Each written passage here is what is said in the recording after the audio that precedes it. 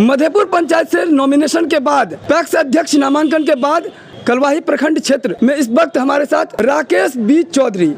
नमस्कार, मैं हूं आकाश मिश्रा, आप देख रहे हैं न्यूज़ टुडे मिथिला। इस वक्त हमारी मौजूदगी मधुबनी जिला के कलवाही प्रखंड क्षेत्र अंतर्गत मधेपुर पंचायत पैक्स अध्यक्ष पद के नामांकन के बाद अपने समर्थकों के साथ राकेश बी चौधरी। बताया जा रहा है राकेश बी चौधरी के बारे में कि अपने पिता के सपनों को पूरा करने के लिए ये चुनावी मैदान में आए हैं। अपने दुकान चलाते थे अपने जीविकोपार्जन को लेकर। विशेष हम बात करेंगे राकेश बी चौधरी जो इस वक्त हमारे साथ चैनल पे हैं। सबसे पहले ये बताइए कि आप जो पैक्स चुनाव लड़ रहे हैं, ये पैक्स होता क्या है? ये होता है जैसे कि जनता किसान में खाद बीज मुहैया का, उसके बाद सुखाड़ में दहाड़ हो गया, हाँ सुखाड़ हुआ दहाड़ हुआ तो उसमें कोऑपरेटिव के माध्यम से जो भी सरकार से लाभ हो या बीज हो वो सब का वितरण होता है खाद का। तो हमारे जो पूर्व अध्यक्ष है उन्होंने आज तक न ही पैक्स भवन बनाया, न ही किसी को खाद देता है, कुछ नहीं देता है। जो भी रेट है वो अपना मनमाना रेट लेगा। पूर्व अध्यक्ष कितने वर्षों से कार्यकाल में थे? 15 वर्षों से। अब जो चुनाव लड़ रहे हैं ये अपनी इच्छा से लड़ रहे हैं, समाज है सभी लोगों ने मिलकर आपको लड़ने के लिए बताया? कुछ समाज के भी लोग हैं जो उन्होंने कहा कि समर्थन है आपको, हाँ आप लड़िए।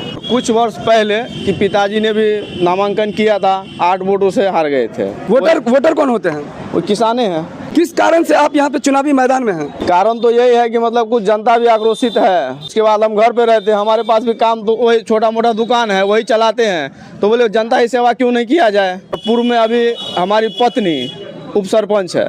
जनता की सेवा आप दूसरे तरीके से भी कर सकते थे, पैक्स अध्यक्ष पद का चुनाव लड़ने के बाद ही कैसे कर सकते हैं? कर सकते हैं ना, क्योंकि देखते हैं आज हमारे पंचायत में नहीं खाद उपलब्ध है, नहीं बीज उपलब्ध है, कोई भी चीज़ उपलब्ध नहीं है।